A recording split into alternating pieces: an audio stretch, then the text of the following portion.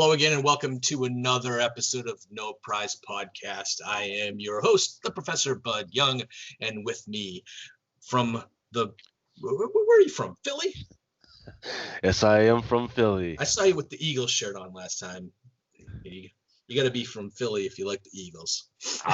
Well, now you do. Nowadays, they're like 0-2. So if you gotta be representing real hard, man, on them.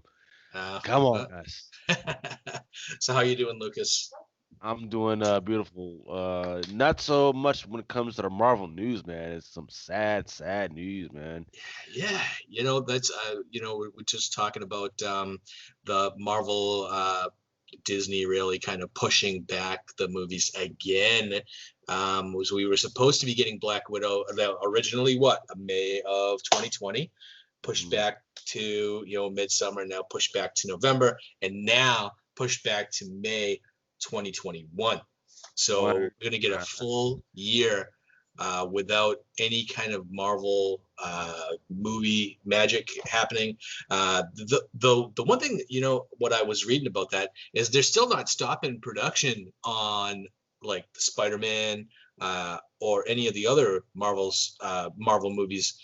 I think we're gonna have a glut like in 2021 where we're gonna get like 6, 7, 8 Marvel movies. Is that too much? Yes, it is. I think so too. But they're gonna have to. Because I remember a time when a Marvel movie was the blockbuster, right? When it was supposed to be, okay, boom, 2003, 2004, boom, this is summer, boom, here you go. This is the big explosion, freaking big, freaking no, don't think about it, just here you go movie. And then they eventually evolved to that, hey, right before November, December, hey, this is a movie, this is here, hey, here's another movie you can take your family to and everything. And then they would do the same thing over and over again. But now you're talking about 8 movies stacked on top of each other. Yeah. What's that going to be like? A movie like every 2 months? Come on Yeah. now. And then you got to remember that I know they've sort of slowed down the production on Star Wars movies and everything, um, but come on, they're going to have to come out with something in the meantime. Yep. I would think, right?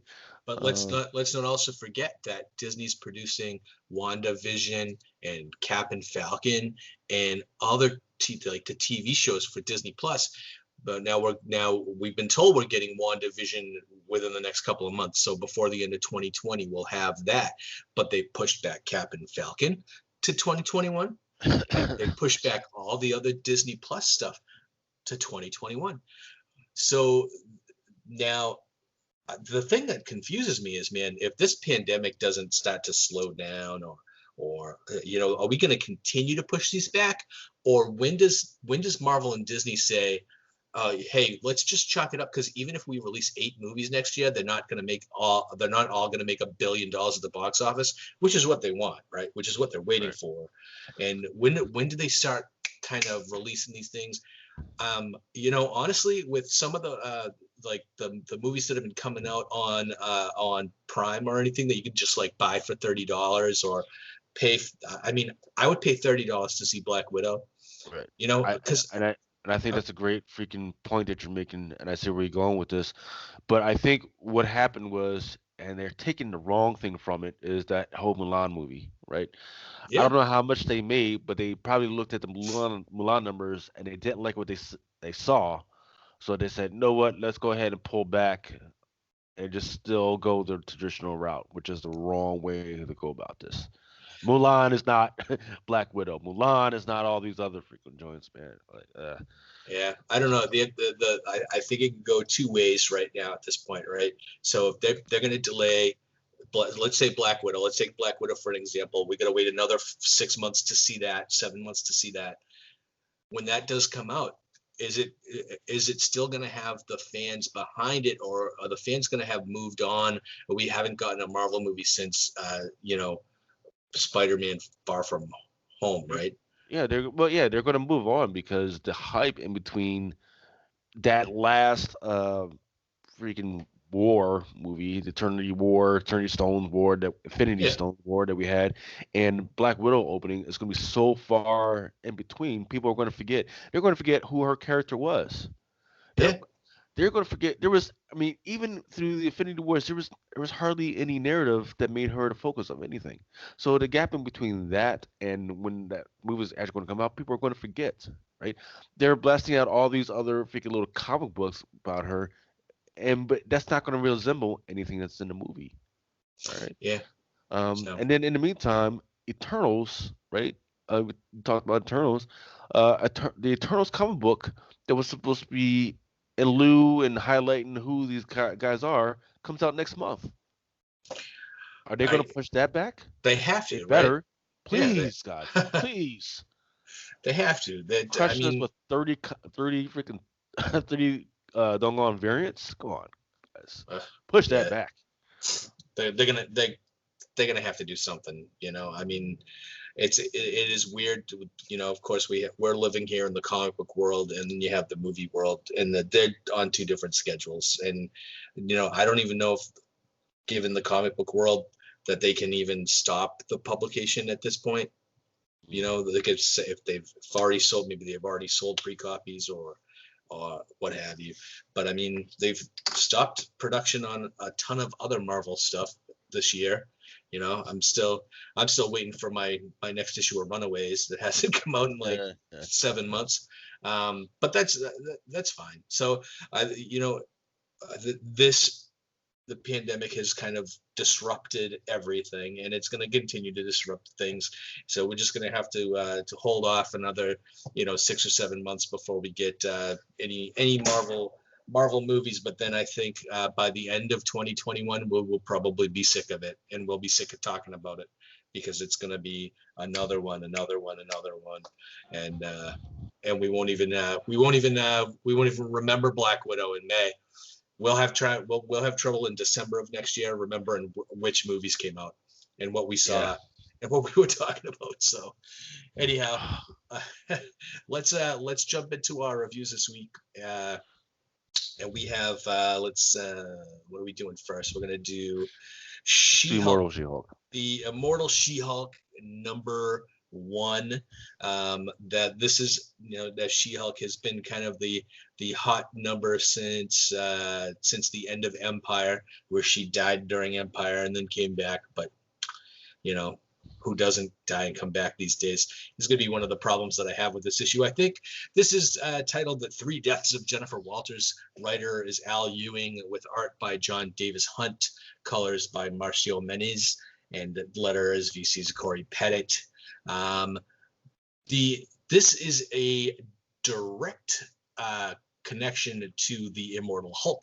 So if you're not reading the Immortal Hulk, stop, go back, read Immortal She-Hulk. You need it to understand what's going on, and you really it's also an essential part of the story. So if you are reading Immortal Hulk and did not get this issue, you need to get it, because it reveals certain things that they have not revealed in Immortal Hulk yet. And we know that the big baddie in this now is the leader. And he is pulling stuff in this that he hasn't pulled in Immortal Hulk. So Yeah. it's pretty essential reading if you are a fan of Al Ewing's run on Hulk. So this book starts with She-Hulk kind of the retelling of her origin, and I can't remember the last time She-Hulk's origin was retold. Yeah. Yeah, So they've been retelling it on and off, man. Freaking in fact, in the last no, excuse me, not in Immortal She-Hulk. During the Empire, they actually delved into it a little bit. It was a little weird, and then like you were talking about the Immortal Hulk, they did delve into that, and where instead of talking about the Hulk, he actually talked about She-Hulk and the leader's suspicions of what the She-Hulk is. So mhm. So they go back twice in this book, because She-Hulk, if you remember, she's died twice in the last 5 years, and she died during Civil War II, when Thanos pretty much killed her. And then she came back, and if you remember, the Hulk run that she had, when she was all gray and savage, that I hated because she never appeared as Hulk in it. She was always Jennifer Walters. Sure. Yeah. which Yeah. um, and then again here in Empire, where she was killed by the Gatati and then came back. Now, I guess before we go on, how do you like this iteration of She-Hulk? The kind of like the kind of dumb Hulk, dumb can't string words together She-Hulk. Do you enjoy this one? This kind of Absolutely. okay, No, okay, because and it's more, and I see what Al Ewing is doing. They're trying to string along all these gamma mutates so it makes a little bit more sense, right? And it's all about the gamma rays and the colors. So I mean, I'll talk about that once you're done and everything, because I don't want to bore everything. Because once Bud's done, if you guys want to freaking turn it off because you don't like science, you can turn it off. But I'm gonna bore you a little bit. So go ahead, Bud. yeah. So this book is really kind of getting She-Hulk involved in the story that's going on in Immortal Hulk, which was one of the missing things that I thought in the entire Immortal Hulk run when they're reintroducing Betty Ross as the Harpy.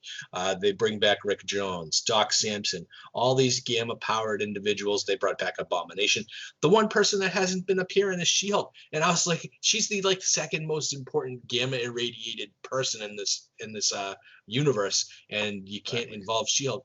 So I'm glad to see that she's getting some recognition, and she's turning out to be a linchpin in the storyline.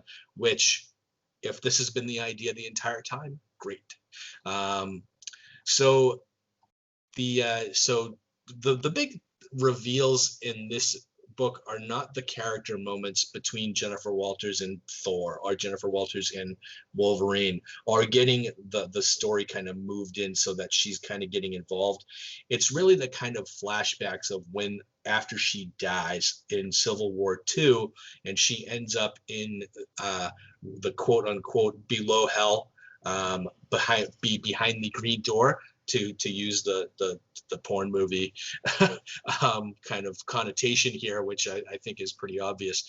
But the first flashback we see is when she dies after Civil War II, and she runs into Brian Banner, who is Bruce's father, who is kind of the antagonist over in Immortal Hulk. And now if you got to kind of think that this is before Immortal Hulk starts. So this is kind of like a prequel where he meets Jennifer and they have a conversation, and he kind of reveals that he has been sent from after Hulk killed him back in his book many years ago, that he ended up in hell, came back, tried to beat everybody, and then they sent him back, and he ended up below hell. Yeah, exactly. Yeah. and now this is where Jennifer appears, and now you realize that this whole gamma rated Devil Hulk, all this kind of thing, when Hulks die now, they end up in this below hell place, and they pass through the green door to come back to life.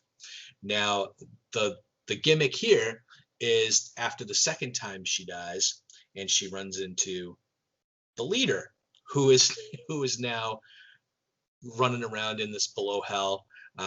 We don't see Brian Banner because I believe he was defeated in Immortal Hulk a few months ago, and then they hit She-Hulk and the leader have this conversation where they reveal that the reason that they come back and the reason that they're immortal is because they passed through the green door, which is a big explanation to that Al Ewing hasn't done in Hulk yet. So you're getting some answers here. And then after she passes through and comes back to life in at post Empire, you have this page where the leader is holding the door, like a iteration. It looks like a playing card now, but now he's green and he turns it red and he says, now I have the power and I control the door, so I decide whether or not you come back or not. And then he's, cryptically says, "Don't die again, because now you might be dead forever." But it's interesting to see Leader on one side, and that he's like mentally controlling. He was mentally controlling Bruce in Immortal Hulk, so he is on the side of this door, along with Brian Banner. I think Brian Banner's still there, so I think we might see a resurgence of him over in Immortal Hulk.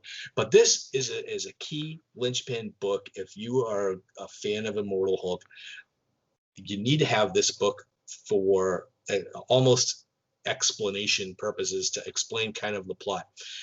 There were a couple of problems I had with this book, and I'll tell you that and I think that you just said earlier, but right before we went on the air, about tying into X-Men, but the Wolverine kills what was the name of the bad guy? Yeah, I'm trying to remember the name of the guy. Was it Solomon? Tantrum. So, right. Okay. So the bad guy's name is Tantrum, and SheHulk gets in a fight with him, and Wolverine comes by and stabs him in the back and kills him. Tantrum's a mutant, right? So the thing that bugged me about this is that this is another instance of Marvel not living by their own rules. And over in X-Men, the rule is that mutants don't kill mutants anymore, and that's like the biggest sin now, is for a mutant to kill another mutant. So they even have a conversation after Wolverine stabs Tantrum in the back. Oh, well, we'll just bring him back to life. And I'm just like, well, no, because you're not supposed to be killing him. So that was one of my problems in this issue, because if Wolverine's not living by the rules, then who else is, really? The other thing was her weird costume, which was the first time I think we've seen the costume over in Empire. Yes. But when she changes from Hulk to Jennifer, all of a sudden the costume changes color. Like, it changes from green, like looks like she's wearing kind of like an armored bikini, into a full bodysuit, which covers up all the parts, just basically the naughty parts, and that's about it. And her forearms, and that's about it. Yeah. So to me, that was a bit strange. And then the joke about immortal. I'm immortal. I'm mortal. I'm immortal. And then when she's just explaining that page where they were talking about Civil War II, and Thanos killed her, she's like, oh, Jim Rhodes died. I'm like, and then I was like, Jim Rhodes is back too, so everybody's immortal. Exactly. That was one of my big issues. It was always kind of a laughing part of it, but I liked the relationship between She-Hulk and Thor. The dynamic is really good there, and it's interesting. And I kind of really love how they. When the artist drew Thor, when she said want to train with Hulk, and he just kind of had that Fabio sexy look in the way that he was drawn. I was just like, oh, come on. But it was amusing to me. But they do have a conversation about being immortal, and Thor explains to She-Hulk how he killed Galactus, which, thank you, continuity between the Marvel universe, and you actually are referencing something that happened in another Marvel book. Sure. So this is a flame on for me, and not only because it's an essential part of the Hulk story. I think it stands on its own as a good She-Hulk story. It's weaved itself into the Marvel universe as a whole. It's become a total like linchpin issue in the Immortal Hulk story. It's really essential reading if you're a Marvel fan and still following the stories. So go ahead and bore us with your science. Yes. So yeah, this whole dynamic with the green door, red door thing is very interesting, right? Because, and I hope it's intentional, because when it comes to gamma rays, right? Gamma rays aren't green, they're not red, they're not nothing. They're invisible, right? So that's why her first showing up as a gray type mutant monster, That's all that's makes a lot more sense than anything else, right? Because um, the gamma rays are invisible, right? And then the rays that are right there, right before you get to the gamma rays, is red. That would explain the red door, right? And then right before you get to the red door, there's a whole bunch of other colors, but then there's the green door, which is the strongest and most stable door, right? And that's been alluded to in a whole bunch of books that the Hulks are their most powerful when they're gray, right? So you go from gray, then you got those red Hulk, those red joints, and they're kind of unstable when they die a lot. They die a lot, but then there's the green door. I mean, there's the green stuff, and that's what they are. And they're kind of smartish or whatever. They can actually talk when they're freaking green, but once again, gray is and they put the gray She-Hulk in there, so I'm glad they did that. So if that's what Al Ewing is going for, I love it. We can finally start stop giving our kids stupid stuff, make them stupider. Thinking when it comes to the gamma stuff, right? Let's make our kids smarter. You can show them the way. All right. The I love this issue, and like you said, there's tying into it. They've got the new All Father Thor going on there.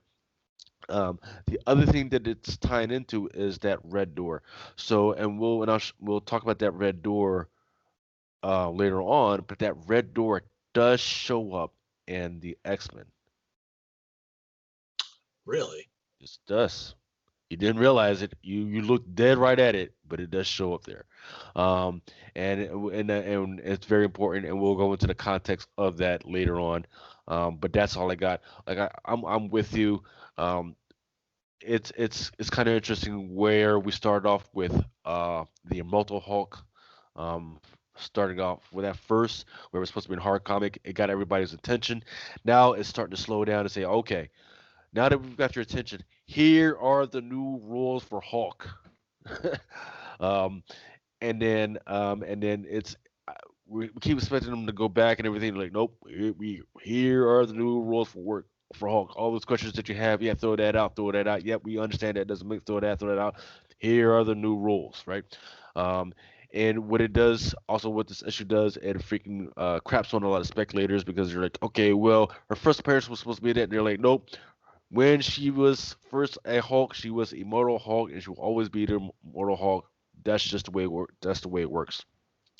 Another interesting thing is you were talking about Brian Banner and her and the one below all place.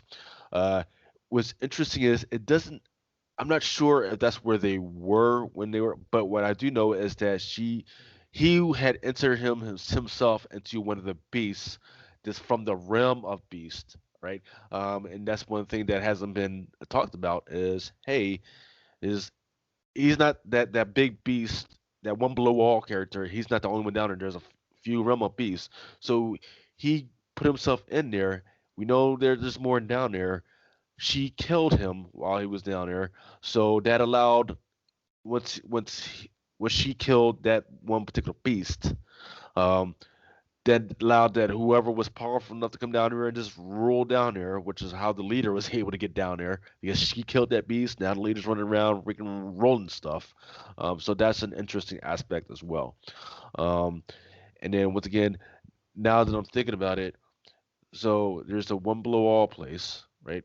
And then we know that there's an opposite of that. There should be the one above all place as well. And we're just going and if there's a realm of beast, there's got to be a realm of light for that place. So it's going to be interesting in between all the stuff that's happening if they're going to start showing that to us. In fact, I do know, and we'll talk about that once we get to the X-Men stuff. So, yep, flame on, freaking pick this book up. The only thing that I don't like is there's a slew of variants, and they're very expensive. Um, wait till they become cheap, wait until people forget about this book, then go ahead and pick that up. But this is by no means that's something you should be speculating very high on. All right. I think we're going to have a common theme in all of our books that we review this week because the next book that we're going to jump into is Venom. And Venom, yeah, man, freaking the it's see, let me make sure I can actually make it over there. Well, let me give. I'll give you the background and let you take over. So we got Venom Beyond Part 3, which is Venom issue number 28, with the writer Donny Cates, artist is Juan Gedeon, color artist is Jesus Albertov, with letters by Clayton Cowles. So take it away, Lucas. Yes, sir. So what's been happening? Just a little bit background.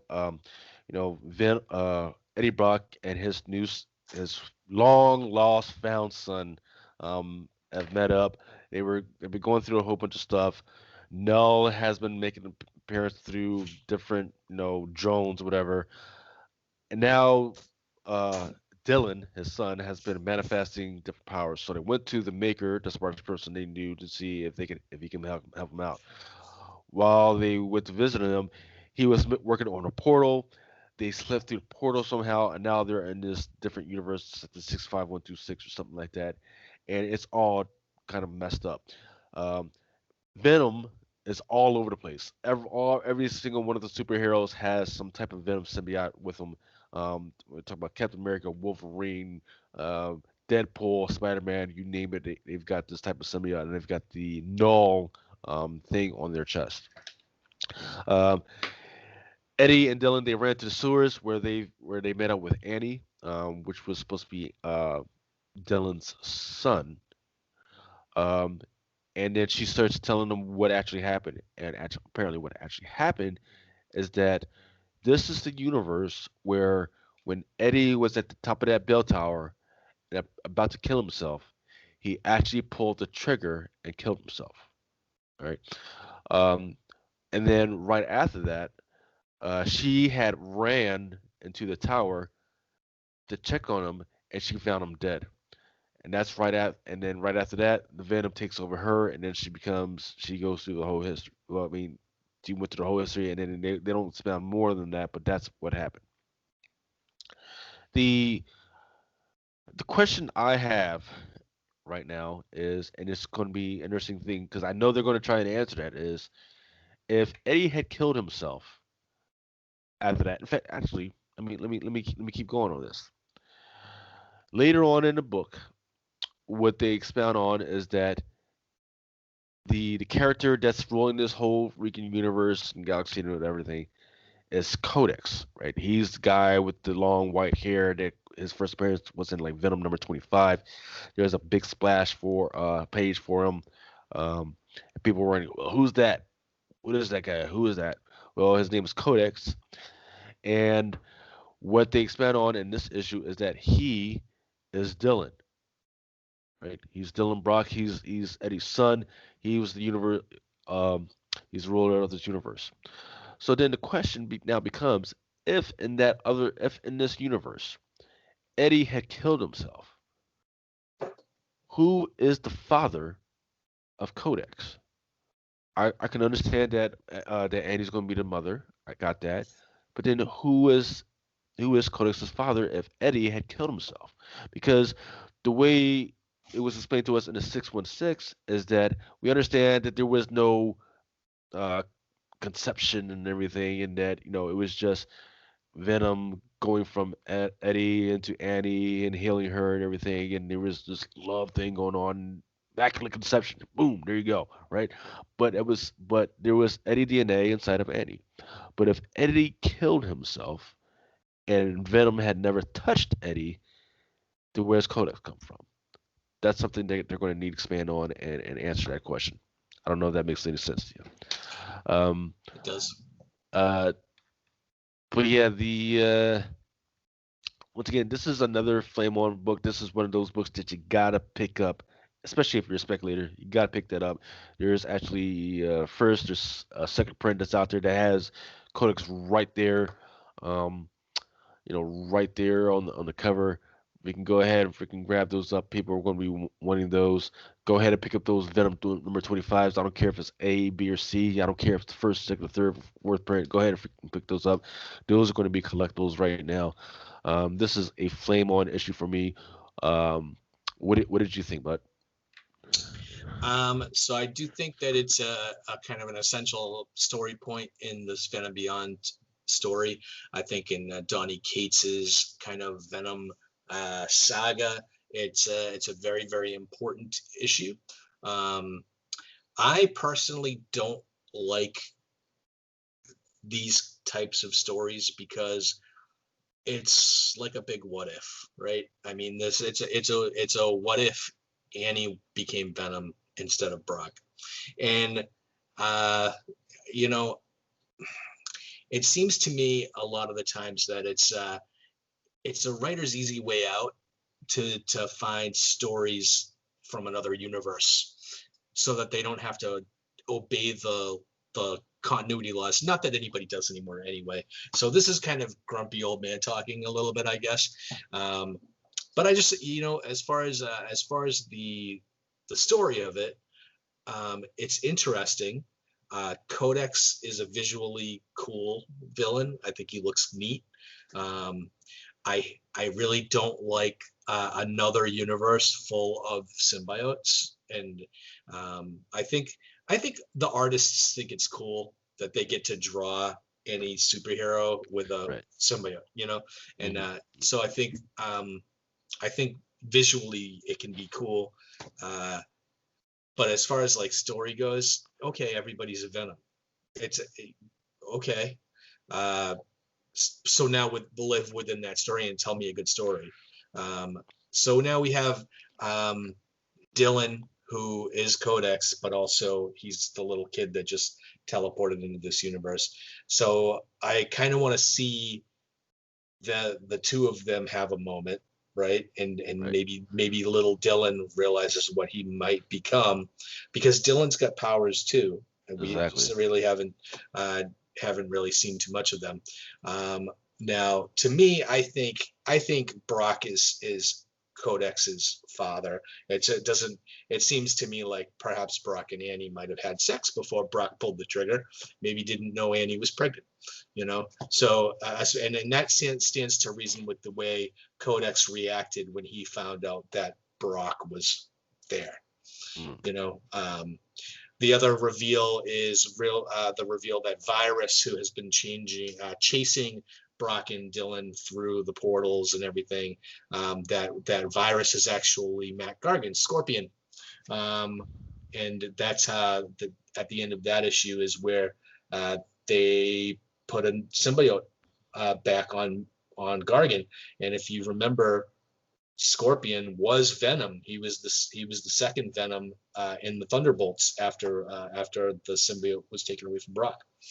So that's interesting. I like that kind of how they're tying that in. The thing I think was a bit hokey was the I guess the symbiote strike team that Annie had assembled was Peter Parker, Cletus Cassidy, and of course like Deadpool. Of course Deadpool, right? So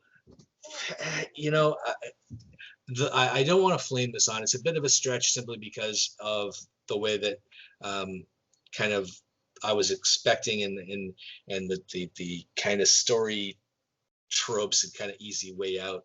Like I don't really like that kind of aspects. I don't like the what ifs. I don't like a universe full of symbiotes. We've seen it 100 times.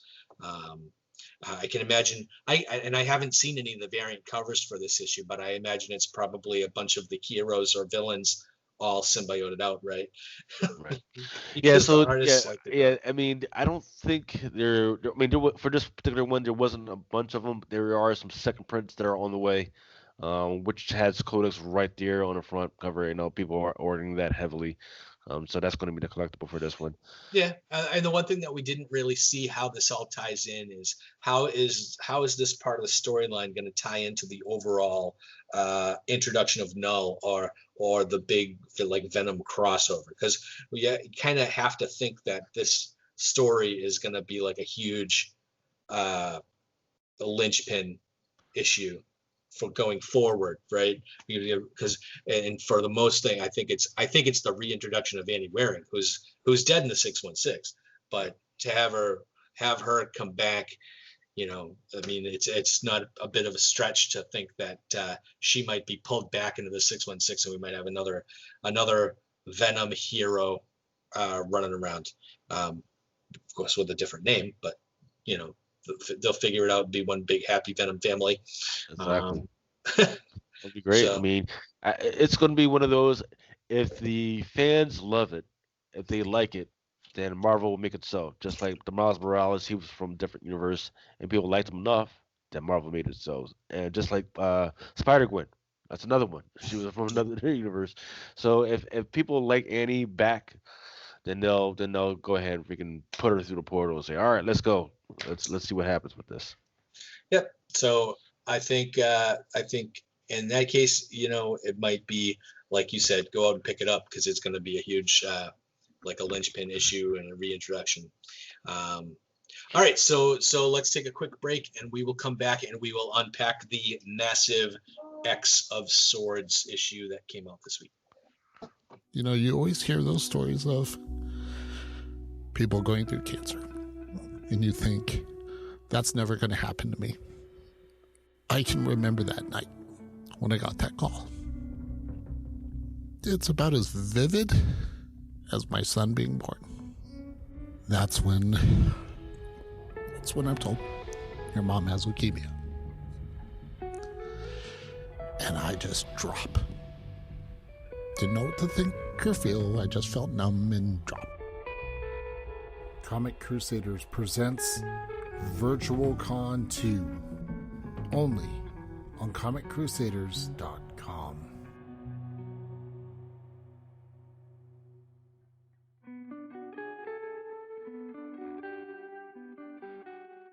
All right, and we're back.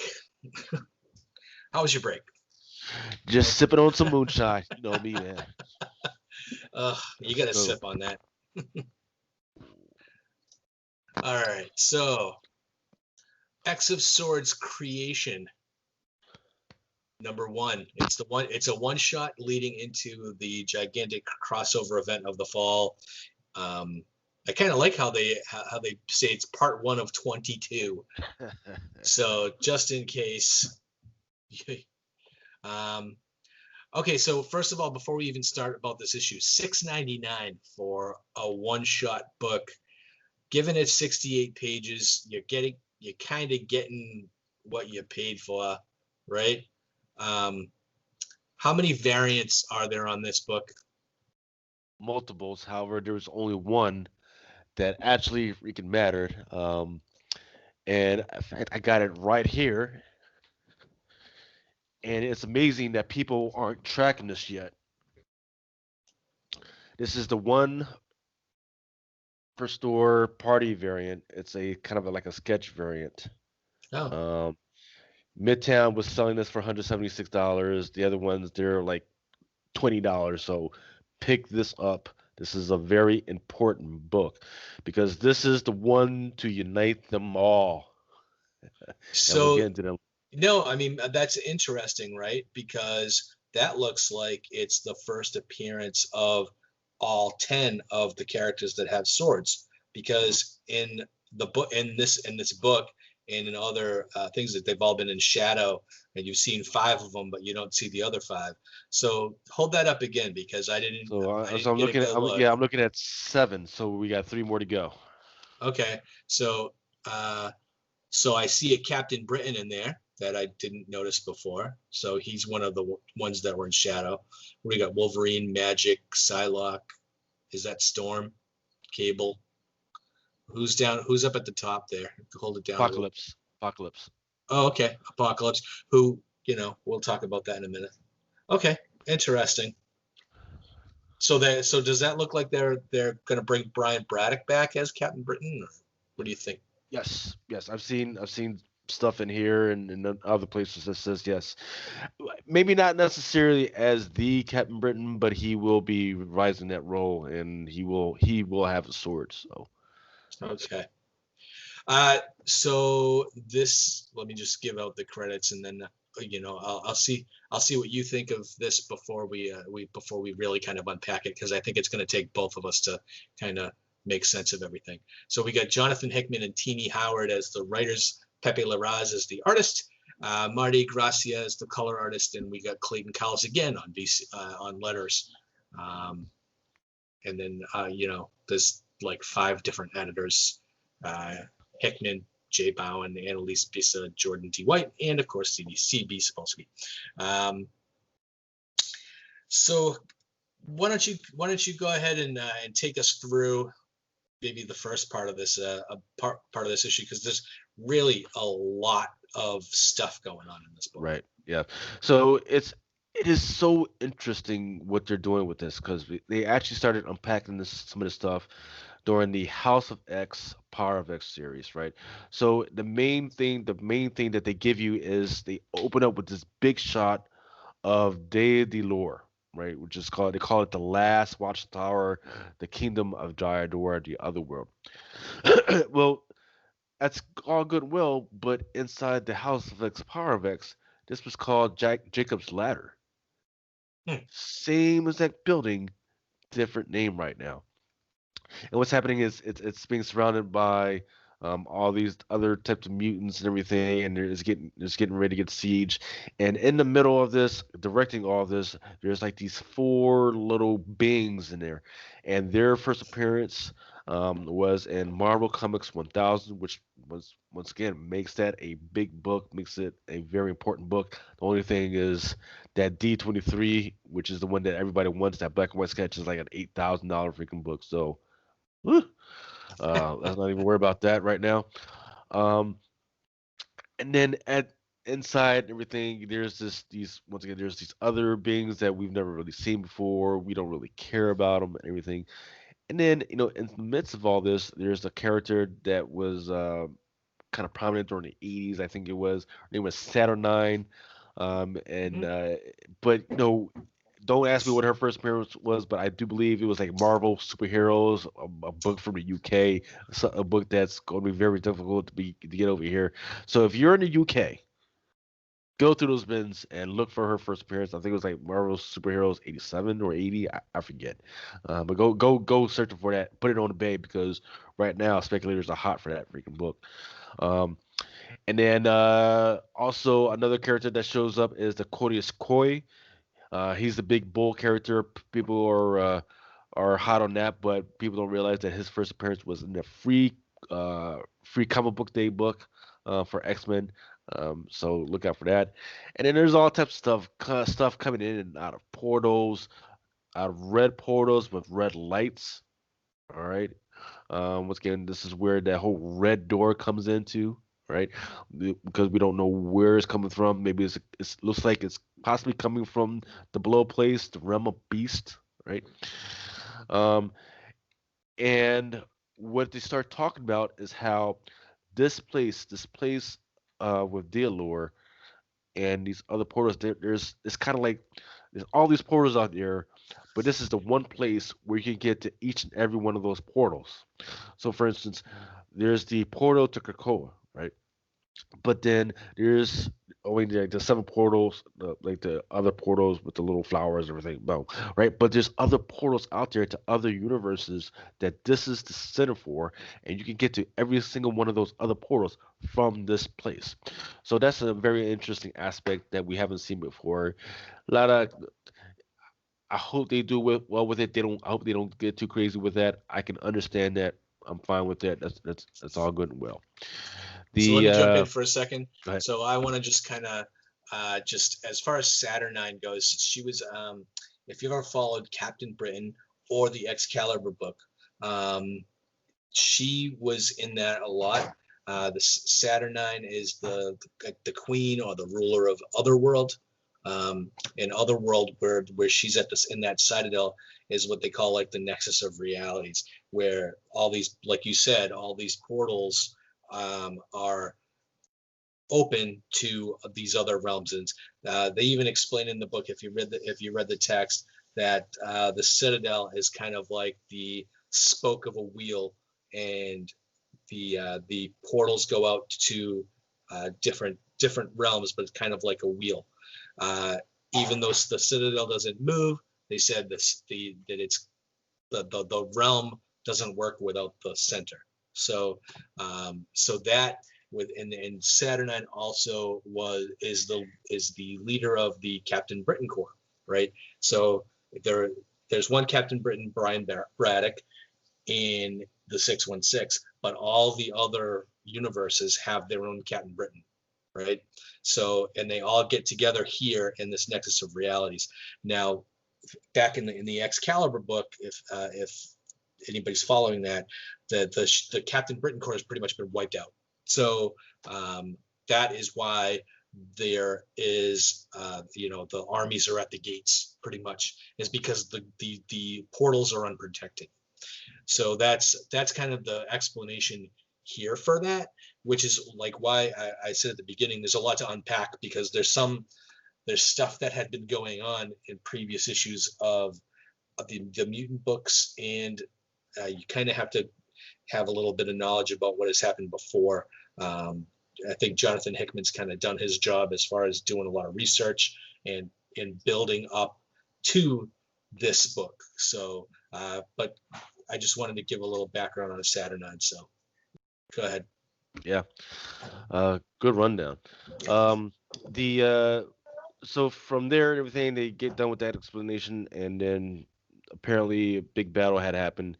And then in the midst of that, back on Krakoa, you have the Summoner, right? This is the guy that I've been telling you guys got to pay attention to this guy. His first appearance was in X-Men #2 from 2020. He's like this white, pale guy and everything, and he shows up with the body of Banshee, right? He tries to explain to the guys what's going on, but they actually send him to the Quiet Council, and they immediately make the pronouncement. All right, we're going to war. Let's freaking knock this thing out of the sky. Let's freaking kill everybody on it. Let's fucking just go ahead and destroy it. The island of Krakoa speaks up and says, "No, you're not going to do that. Don't do that. You guys are welcome here. You guys are visitors, and you're welcome here," which is big, right? Because the assumption was these guys belong to Krakoa. Krakoa belongs to the mutants, and that's it. Nope, Krakoa is saying you guys are just visitors here. If you want to continue living here, you won't do anything. And the mutants are all right. Well, we gotta listen to the island, and then of course they send their own little special ops group to freaking actually try and take care of it. Which is what it was going to be like. Apocalypse and Summoner, and I forget the names of the other groups. But they do go into a little explanation, and they bring back part of the story of how once Krakoa and this other place Araco were just one island at one point, but then they got split in two by the Twilight Sword. So this is the first time that the Quiet Council is hearing of this, and it's going to be pretty interesting to see how they play it out going forward. The also the other interesting thing is how Krakoa speaks. He speaks through another mutant. I forget the name of him. Cypher. Yeah, Cypher. That's some interesting stuff. The team that shows up is Apocalypse, Summoner, Beast, Angel, but in this old Apocalypse suit. Archangel, yeah. Yeah, that's pretty interesting. And I forget the names of the other two characters that are in there. Yeah, I'll run it down. There's Polaris, Archangel, Siren, Beast, Richter, Rockslide, and Havoc, along with Summoner and Apocalypse. Yeah. So from there they go in, and almost immediately they see the big army that's out there. Apocalypse. They're asking Apocalypse, "What is this?" He goes, "Oh, I actually know these folks." Right. So he goes down there, just to say his hellos and everything. And interesting enough, they say, "Yeah, we know you" and everything, and they start talking crap to him. And he goes, "Yeah, I regret that I left you guys behind. No, it wasn't meant to be that way. But if I didn't leave you guys behind, bad things were going to happen." And he go, "Yeah, okay, we understand." And then all of a sudden, the High Summoner comes out of nowhere and stabs Apocalypse in the back. So, so to give some context, Apocalypse is Summoner's grandfather, right? And he just stabs his grandfather in the back to dismiss him. That was really really weird. Um, the in the meantime, they go more into the freaking story. Um, the Saturn comes out and she starts talking to them, and she starts explaining what's going on with swords, right? Because earlier in the story, there was some weird futuristic freaking I forget what the card they dealt the cards, and it's supposed to tell what's going to happen in the future.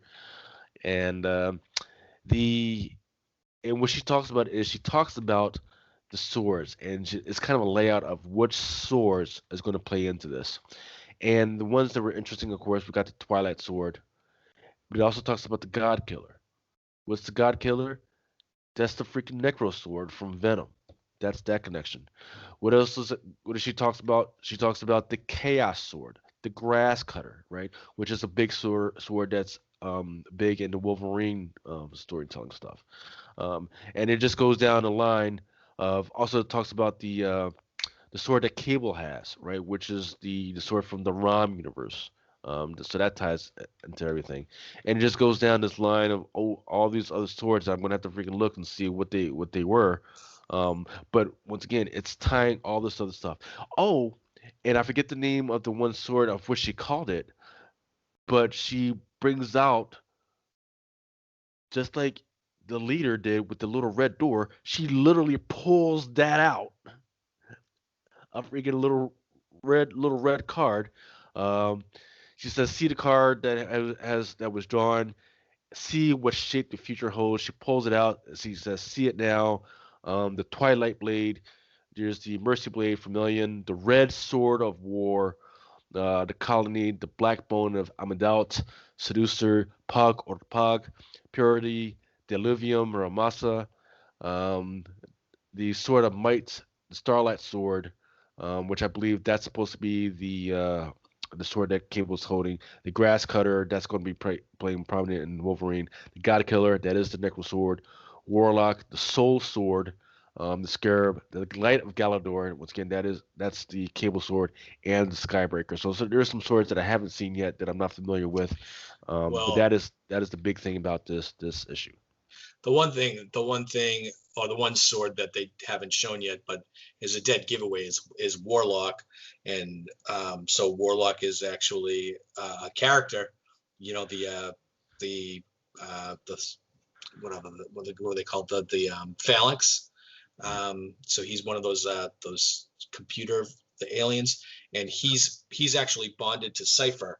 So what I am led to believe is that Cypher will end up holding a sword that is actually The Warlock. Soul Sword. So So probably the Soul Sword. no, the Soul Sword is magic. Magic is her sword is the Soul Sword. Okay. Okay. So that's two different swords. There's a couple of them.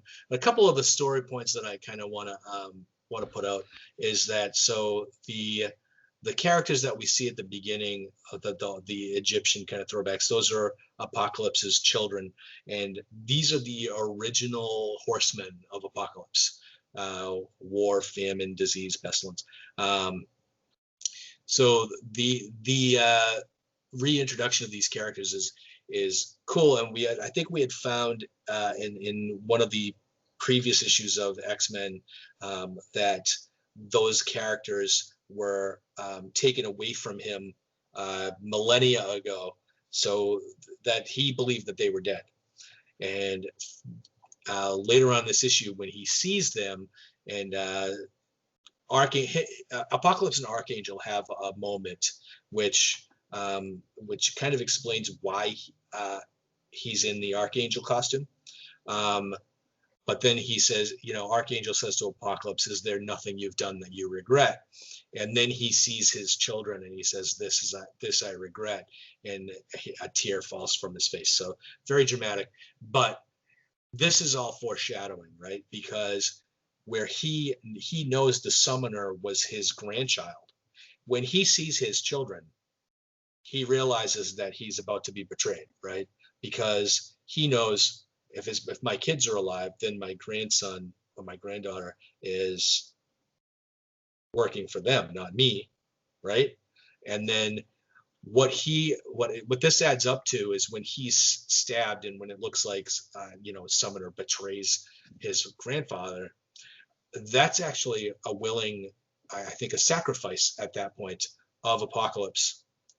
And I don't exactly know what that sacrifice signifies yet, but it seems very kind of almost like Macbeth, kind of like Shakespearean.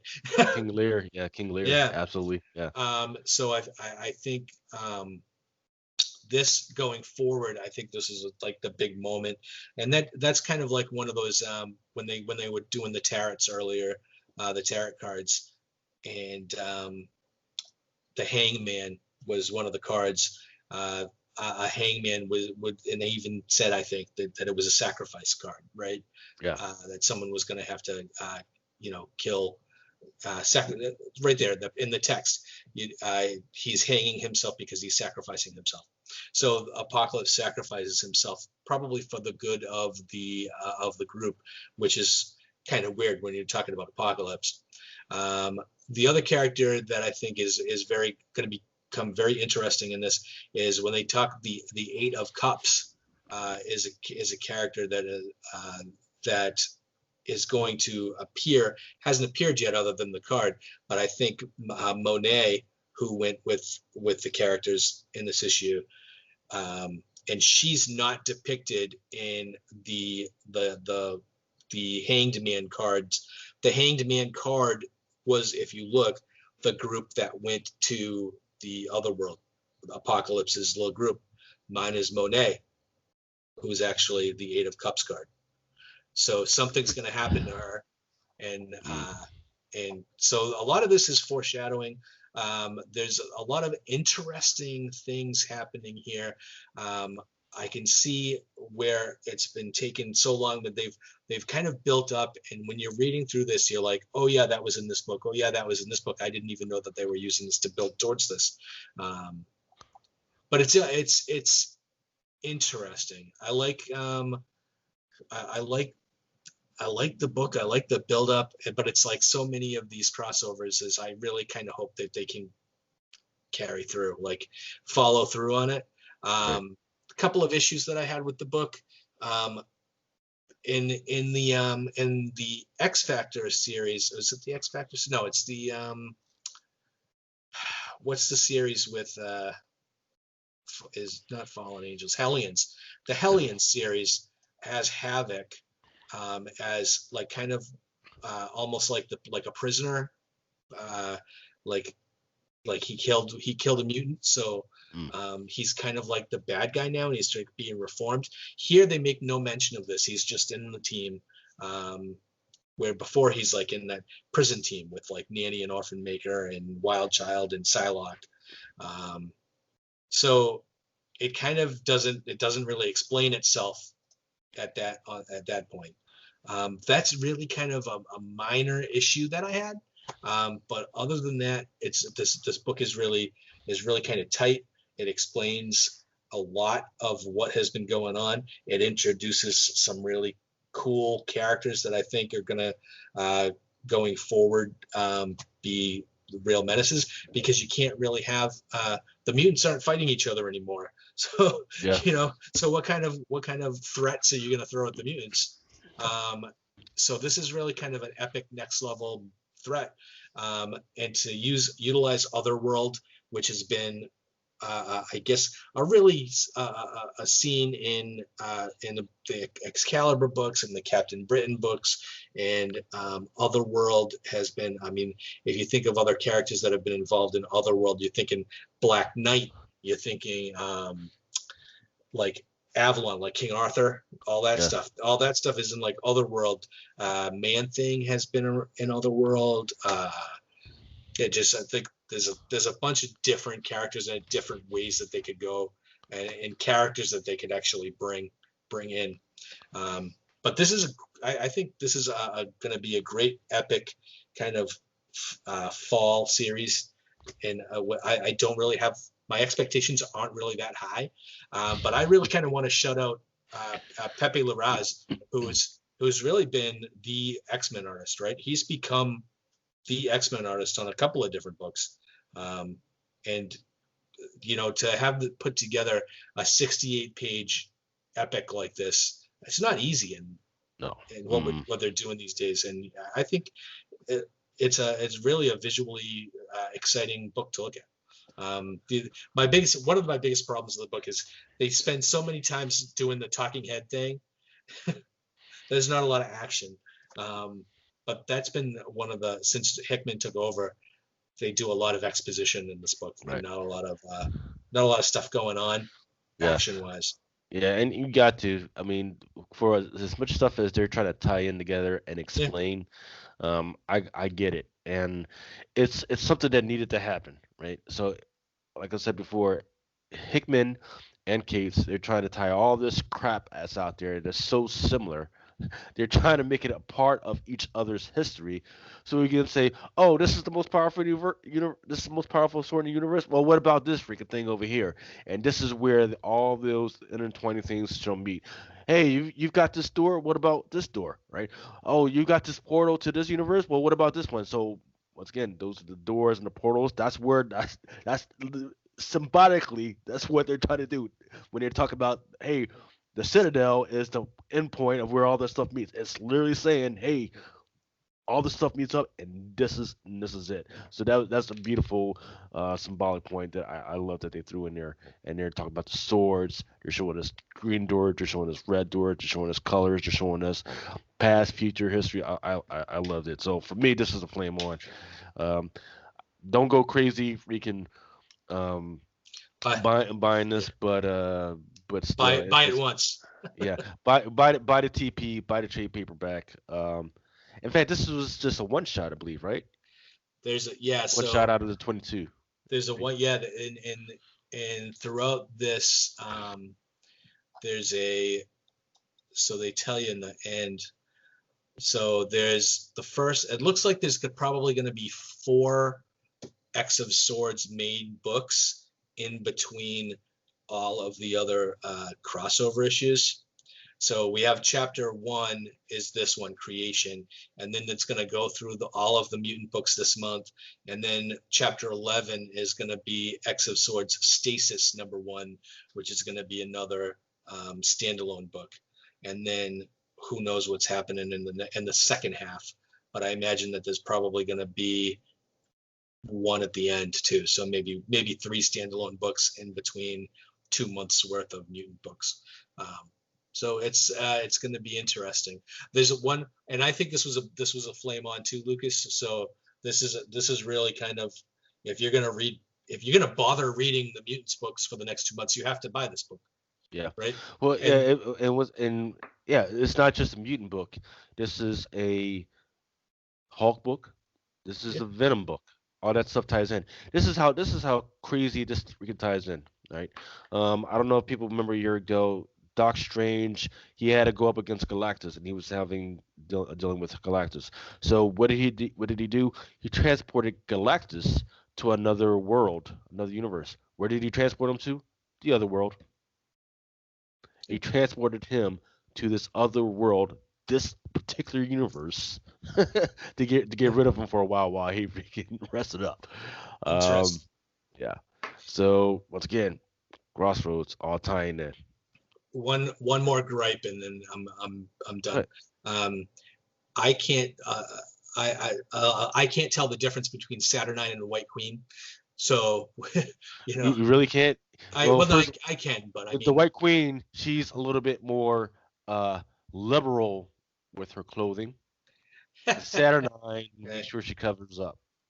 Well, that's the difference. Like I was like, when I was reading the book, I was like, okay, Saturnine has like the puffy shoulders with the like she's got a mink coat on, and the White Queen doesn't. But other than that, they look alike.